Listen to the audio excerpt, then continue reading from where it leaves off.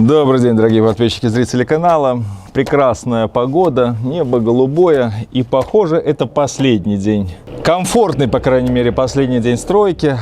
Завтра уже +2, сегодня +9, 13 ноября. А вот завтра уже хуже, и уже к концу недели, с понедельника похолодание, сегодня воскресенье, с понедельника похолодание. И на этом, наверное, все.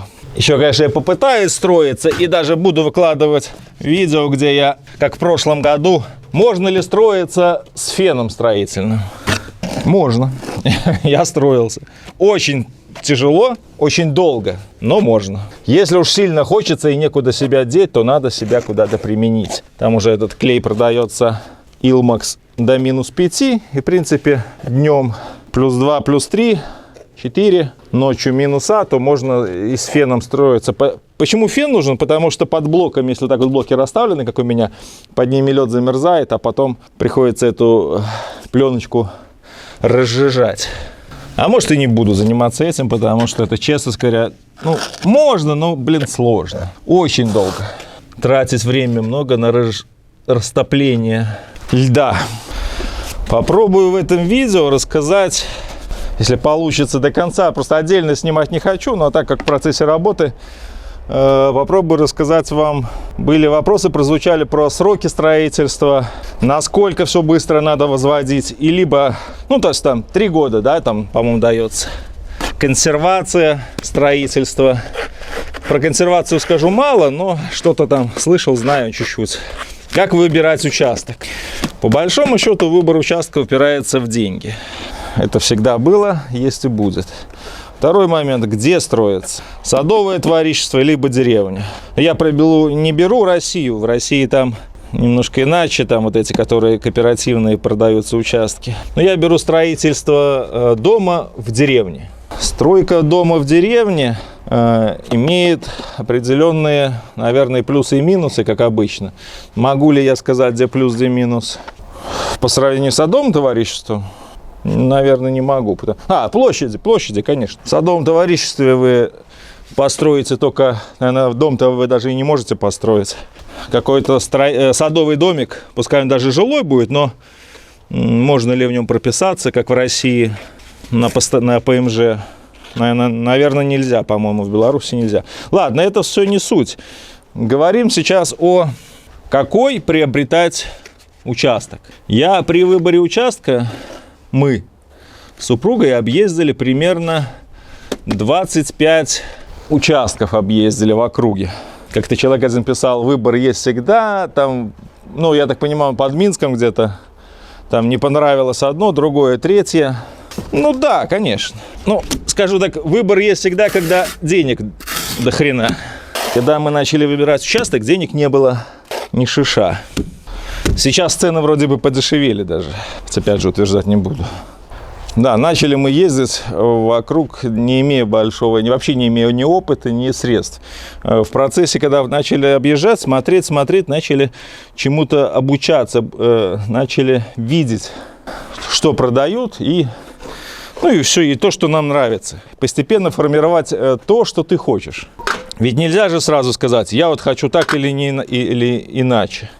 Не совсем так получится. Да, основное, вы понимаете, что там земля, там что-то дом, может быть, желательно какой-то. Мы выбирали участок с основным желанием переехать на ПМЖ.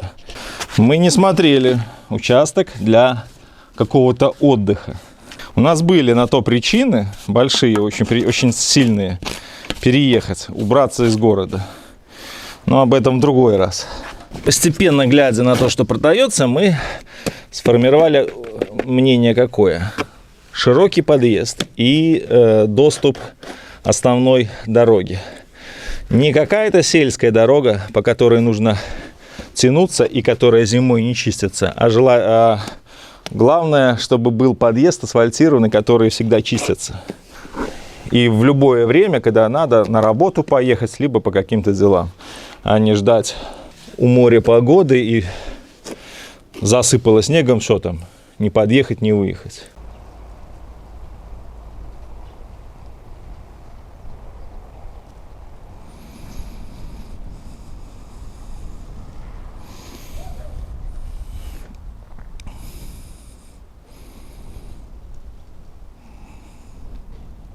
Это первый момент. Второй момент – широкая дорога. Вот я фрагментик показал. Дорога должна быть такая, чтобы разминуться двум машинам налегке. Тоже очень, это очень большой бонус. Я не скажу, что это прям критически. Если там, пускай и узенькая дорога, но она обслуживаемая, то этого тоже хорошо. Третий момент – желательно не сквозная. Чтобы там не то, что там курсировали машины без конца, и ты сидел, все это слушал и боялся выпустить детей за границы участка. Вот эта дорога, что я показал, она у меня тоже так же, она, в принципе, машина по ней ездит достаточно часто, но она не имеет такой скорости, она не скоростная и не так много на ней машин, крайне мало. За день там десяток проедет. Ну и вот вы определились с большего, что вы хотите. Строение. Если вы не обладаете большими средствами, как я, то рассчитывать на какой-то уже хороший, либо неплохой домик, естественно, не стоит. Хотя бывают, конечно, приколы, удачные продажи. Потому речь шла, в общем-то, о доме под снос. Вот этот дом, на котором сейчас я строюсь, он был после пожара, и ценник там был приемлем. Хотя старые хозяева, аппетит во время еды приходит, пытались там, хотели цену поднять, но по итогу как есть продали. Вот после приобретения уже стал вопрос по реконструкции дома, либо строительству. Куда кинуться? Тут обратились к знакомым, спросили там про информацию. Но они все, кто строился, кого я знал, они строились на голых участках, которые были отданы под застройку. И вот тут и наступает момент по срокам строительства. Когда вы берете участок голый, который был, когда земля была оформлена под застройку жилого дома, там вступают в сроки год на установку фундамента, насколько я знаю, и 3 года под возведение коробки с установкой, по-моему, даже окон. И возможных 2 срока заморозки стройки. Когда вы вызываете комиссию, она приезжает, фотографирует, и вы за это время заморозки, допустим, вы установили фундамент, это 100% надо установить его, и потом копите средства и делаете заморозку стройки. По-моему, по итогу до 10 лет можно замораживать в общей сложности. Хотя, опять же, не буду утверждать, это я не помню, и я с этим не сталкивался. И за это время вы можете только деньги копить. Копить и покупать стройматериалы, строиться не можете, потому что там все сфотографировано. Я не знаю, почему это так устроено, но как есть, так есть. То есть сроки строительства при возведении дома на новой территории с нуля есть. А если вы покупаете дом в деревне, получается, вы не землю покупаете, а дом. То есть вам не участок выделяют, а дом вы покупаете, а к нему в комплекте идет земля. Это вот так вот определяется. Если вы покупаете дом, который был зарегистрирован в БТИ, на который есть документы в какой-то деревне, то есть то место, где вам понравилось, все, у вас дом. Неважно, может, от этого дома ничего не осталось. Может, не осталось крыши, может, как в моем случае, у меня даже крыши не было, и стен частично не было.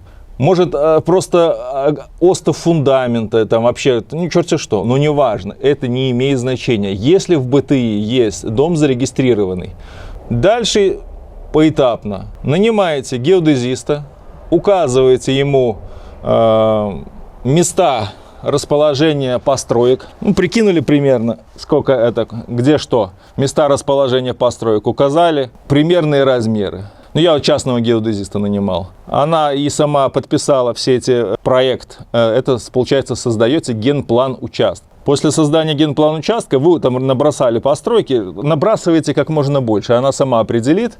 То есть там бани, туалеты, септики, гаражи, 2 гаража, 3 гаража, длинных гаража.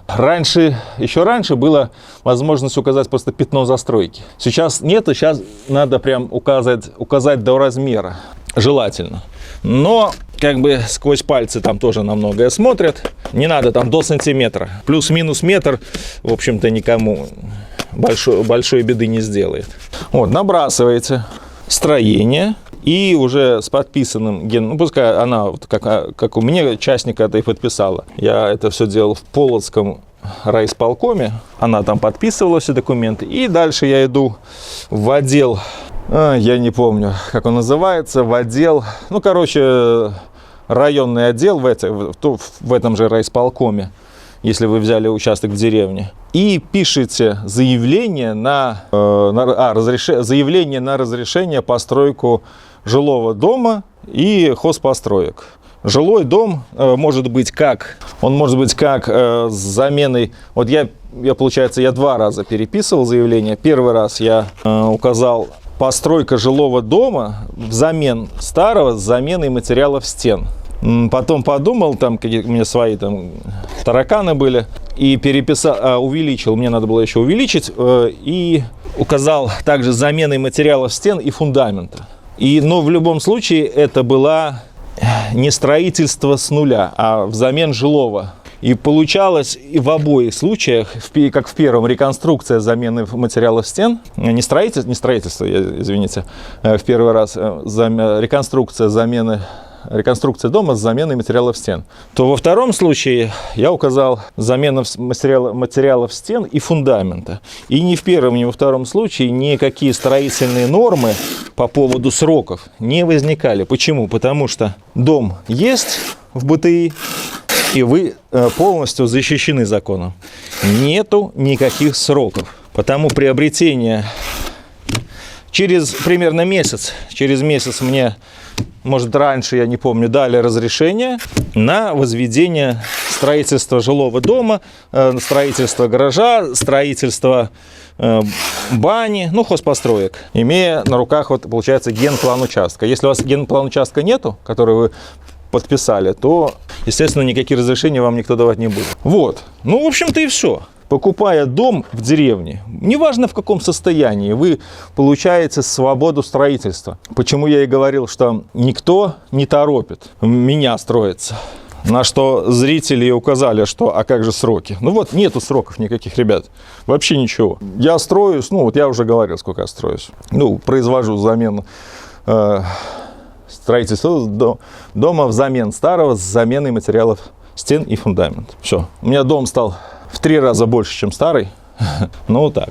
Потому считаю, что покупать уже готовый дом с будущей реконструкцией, это именно так, как более правильно, чем покупать на голом участке, брать под застройку голый участок.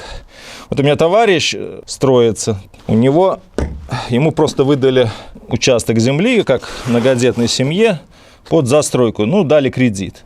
Ну, конечно, когда по кредиту строишься, есть плюсы в этом большие, в том, что банк определил какую-то сумму, эта сумма не маленькая, но они там всей семьей строились. Неплохо, да.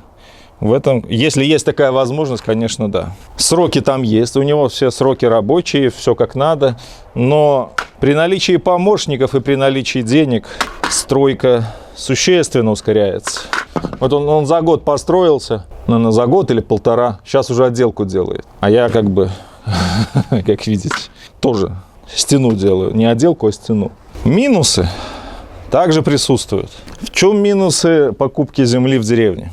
Приобретение дома под строительство. Минус в том, что, как в моем случае, я не буду говорить, опять же, за все, может быть, оно касательно и многих ситуаций, но мы приобрели участок с супругой, с женой, с виду нормальный, ну, как бы относительно, там, понятно, что там жили, говорится, срали и прочее.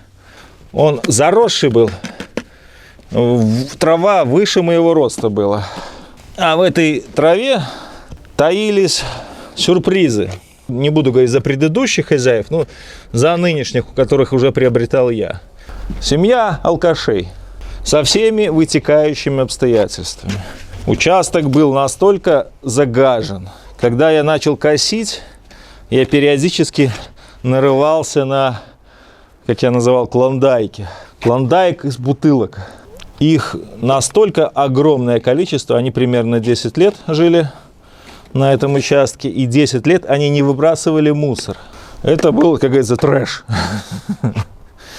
Второй раз я бы уже вряд ли взялся за... Если б я знал обо всем этом, второй раз я бы уже, наверное, не взялся. Ну, хотя, если вернуть молодость. В общей сложности мы вывезли отсюда 6 машин, 6 ЗИЛов мусора. Сосед помогал вывозить. ЗИЛ там с увеличенными бортами. И все это мы вывозили. Что-то сжигали. У меня костер тут не тух месяц. В леске там распалил его и туда весь мусор также сжигал. То есть работы по очистке и уборке было настолько много проведено, что вот сейчас, оглянувшись в прошлое, ужасаешься. Ну, а тогда энтузиазм и радость приобретения все сглаживали. Втроем с тестем и женой мы собрали несколько тонн мусора по всему участку. Это вот основной минус приобретения участка уже жилого, особенно когда еще люди на нем были мало похожи на людей, а скорее каких-то потребителей, прожигателей жизни. Уборка участка заняла месяца, ежедневная уборка, ежедневно она происходила, мы собирали в кучу, потом приезжал сосед, оставил машину, все это загружали вручную машину. Возможности нанять технику не было, потому что не было ни копейки в кармане, вообще ничего не было, были только в долгах. Ну, в общем, так вот, и мы месяца, наверное, почти 3 месяца мы вычищали тут все. Стекло, пластик, ну, в основном бутылки из-под вина, пластиковые и стеклянные. Ну и плюс еще там 3 монитора, 5 клавиатур, там помню, там все подряд. Все, что выбрасывалось, все оставлялось. Просто вот они выходили, там стоял сарайчик, туда выкинули, там травой заросло, и замечательно. И жизнь прекрасна. Ну, для них была. Не для меня потом убирать все это. Вот это основной минус покупки жилья, участка с домом в деревне. Ну, как бы да, работы было много. Но опять же говорю, зато если у вас есть возможность приобрести дом, пускай под снос, его там... Зато есть сарайчик, который уже, опять же, вот у меня, мне не пришлось зато покупать никакой контейнер, чтобы там инструмент складывать. У меня был курятник, буквально вот стенка, там не курятник, а как навес какой-то. Дощаная стенка, ну, из доски внахлёст. Стенки и крыша советская, еще металлическая, и навесик. И вот все это я настелил пол, обшил сначала пленкой изнутри, чтобы ветром не продувало, а потом USB. И сейчас поставил печку, и сейчас мы там и зимой в минус 25-30 можем ночевать после того, как протопил. И есть куда сложить инструмент. Вот это колоссальный плюс, потому что поначалу я возил все с собой. Но сколько там навозишься ты? Его все больше и больше. Объемы возрастают. Куда-то надо все складывать. Считаю, что покупка дома в деревне самая оправданная. По срокам строительства и по наличию каких-то хозпостроек, где вы можете дооборудовать и складывать, и убирать основной дом и строить уже свою мечту. В любом случае, работы много, и порой от этой работы становится тошно.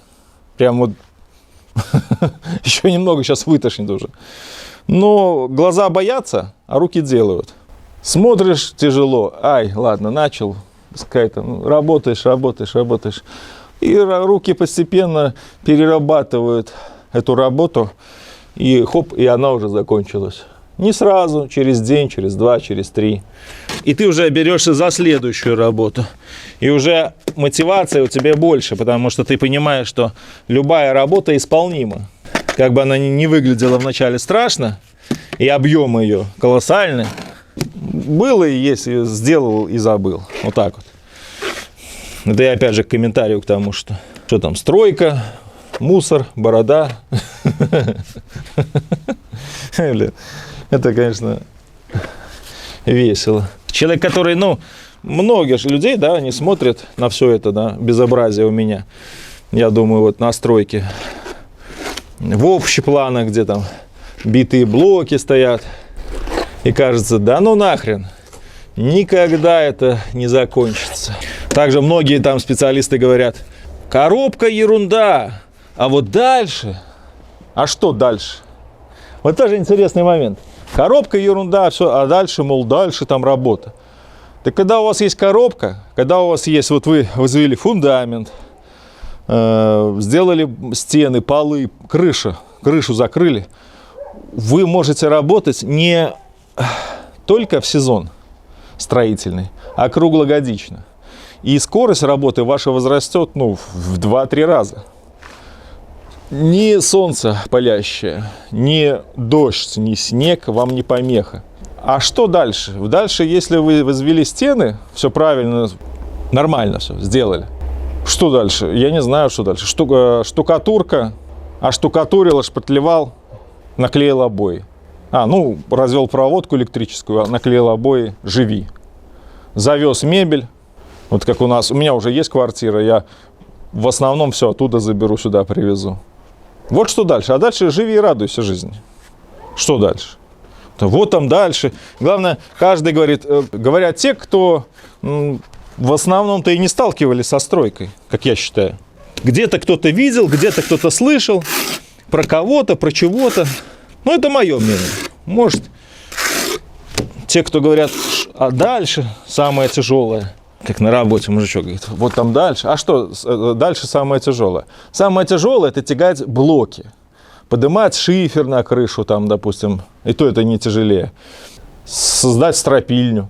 Штукатурить стены – это что, тяжело? Когда ты выполнил такой огромный объем работ по возведению стен и фундамента, а я скажу, что фундамент – это вообще отдельная песня, когда ты все там, мне пришлось весь фундамент, как червяк. Я сначала навязал на рамке арматуру, пытался опустить вниз. А так как все в пленке, боясь порвать эту пленку, надрывая спину, там кое-как опустили эту ряд арматуры, я плюнул и думал, никогда в жизни я больше так не буду. И дальше я уже вязал арматуру внутри фундамента. А с моими габаритами, червячком протачиваясь между рамок и при этом накручивая каждую внизу, вверху, посреди проволоку, вот это тяжело было. Пальцы в кровь и пошел. Да. Потом блоки разносить. Вот это тяжело. И все равно это того стоит. Отсидеть, трепаться диванным экспертом, да, таким образом. Говорю, вот там, да, дальше. Да ничего там дальше. Все хорошо. Блок на ходу распадается. А дальше вы становитесь просто более счастливым человеком. Дальше у вас уже появляется дом. И дальше, видя финал своей работы, вы начинаете испытывать колоссальный позитив, мотивацию продолжать. Даже с этой стеной, вот я 3 ряда положил, уже насколько красивее все стало. Такие эксперты, кроме вот раздражения, лично у меня ничего не вызывает. По той причине, что, вы действительно, что ли, дом построили, чтобы так вот рассуждать? Вот дальше. Вот я такое не скажу никому никогда. Если мне кто-то спросит, Леха, ты вот дом построил, как ты считаешь, тяжело это? Да, тяжело. Но оно-то стоит. И если бы я бы не строил дом, чем бы я занимался? Ничем хорошим явно. Чем-то, нехорошим для себя. Пускай не дом, пускай дачу, пускай там хоть что-то, но надо что-то делать, правильно? Для чего мы все это делаем вообще в жизни? Потому что это приносит радость, позитив. По деревне я сказал. Документы. Первый самый документ нужен, который вы после приобретения дома под снос, либо какого-то строения дома, чтобы был обязательно в БТИ паспорт. Паспорт БТИ должен быть у вас на руках. Помимо сертификата, который голубенький вам дают, вам нужен паспорт дома с БТИ. Если есть паспорт, все отлично. Дальнейшее все просто. У меня уже дом был почти год стоял после пожара. Ему обрезали провода. Мне пришлось ехать в Энергосбыт, заключать новый договор. Новый договор они уже счетчик на столб и дали мне стройплощадку. Сейчас мне электричество по 100% идет. Ну, как бы как есть. 25 копеек, по-моему, за киловатт. Или сколько? 26-25. Нашел частного геодезиста. Как-то государственный, что-то они какие-то. Я зашел к ним, они что-то там сидят на жопах. Ну, что-то мне не понравились они. Девушка молодая там после универа, там, или как она, позвонил. Цену она определила, там цена была, по-моему, рублей 60 или 80, не, 60, наверное. Я ее привез на участок, она все посмотрела, там пожарные разрывы, все посмотрела, померила. Там же, опять же, дом должен быть 14 метров от ближайшего фундамента, не ближе. То есть все моменты она, ну, либо на старом месте. То есть там смещать, есть еще красная линия у застройки, пожарная какая-то. То есть ее можно, в принципе, сдвинуть плюс-минус на 1 метр вперед-назад, и передней части дома можно сдвигать. То есть вперед-назад на метр и куда угодно по ширине. Но опять же, 14 метров. Место было место все равно было то же самое, потому что оно самое высокое было на этом участке с уклоном. Это было самое высокое место. Тут как бы по итогу хотели мы сзади сначала сделать, потом передумали, и слава богу, когда сзади делают участок, дом где-то подальше от дороги. По итогу нам отказали, и потом я еще думаю, ну и хорошо. Обмозговав потом всю ситуацию. Все, разработала она нам генплан участка, сделала, нарисовала и сама все там этих подписала в исполкоме, в райисполкоме. Если кому по Полоцку, Новополоцку понадобится, могу, кстати, скинуть. Она и так в доступе есть. Ну, могу конкретно ее скинуть с контакта. У меня есть страница ВКонтакте, она есть в описании канала. Так что, если там какие-то вопросы возникнут более глубокого характера, если потребуется, ну, можете обращаться. Ну, желательно оставить комментарий, чтобы я сначала понял, а потом уже писать ВКонтакте. Потому что напрямую, как бы, не совсем понятно, кто к тебе обращается и для чего, когда сразу ВКонтакте пишут. Вот, создала она мне генплан, ну, я же повторяюсь, с этим генпланом, с указанными постройками, я пошел в райисполком, в отдел строительства, написал заявление, указал, какие хочу постройки, в генплане все уже внесено было, через 2 недели мне дали, ну, примерно через 2, через месяц, я там не помню уже, дали разрешение, стройся. Я начал строиться, внеслись коррективы, в любом случае они вносятся, потому что, если вы не строите все от строительной компании, я сначала хотел одно построить, потом другое построить, с СИП-панелями хотел связаться, слава богу, что не связался, с каркасным домом хотел связаться, тоже отказался от этого дела. Потом пришлось вносить изменения. Также я позвонил этой же девчонке через год, может позже, да? Говорю, так и так у вас сделал, заказывал. У нее мой проект сохранился, она нарисовал новый с указанием других мест расположений. И все на этом. С новыми постройками, опять в райисполком, опять получил разрешение. Кстати, по проекту дома. Все надо обязательно проект строительный. Конечно, обязательно. Ну, я не знаю, я вот не сумел заранее создать такой проект, чтобы он мне понравился. В SketchUp я создал проект, а потом я его изменил полностью. А потом еще раз. В процессе строительства появились моменты, которые я вносил изменения уже в строительный в SketchUp проект дома. И так постоянно. То размер окон, то месторасположение комнат, то там у меня были изменения довольно крупные. И сразу купить проект и по нему строиться я не хотел. Я хотел свое. Чтобы эта идея в тебе родилась и появилась на свет. От зачаточного состояния уже в полном. Ну, благо, появилась возможность таких строителей, как я, строящихся без проекта. Но я собирался проект заказать уже по готовым до возведения еще крыши. Ну, сейчас же появилась возможность получить паспорт самостройщика, насколько я знаю, в Беларуси. Если правильно понял, паспорт самостройщика дает возможность строительства дома без проекта и внесения его уже потом в реестр БТИ. Стоит ли возводить строение, если у вас нету хотя бы генплана? Не думаю, что стоит рисковать, потому что соседи разные бывают, да и обстоятельства разные. И может быть оказаться так, что придется сносить. Времена не те, чтобы без бумаги что-то делать. Это не Советский Союз. В общем, я надеюсь, что я по строительным документам так сумбурно рассказал. Если бы снимал отдельно, было бы более, наверное, сжато. Ну, тут как есть. И работаешь, и пытаешься вспомнить.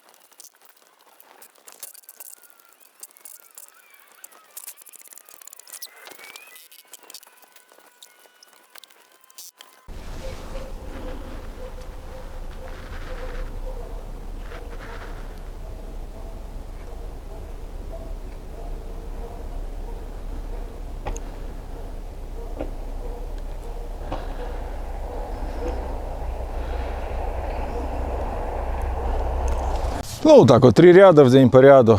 Конечно, с промежутками на работу. 20 блоков на ряду.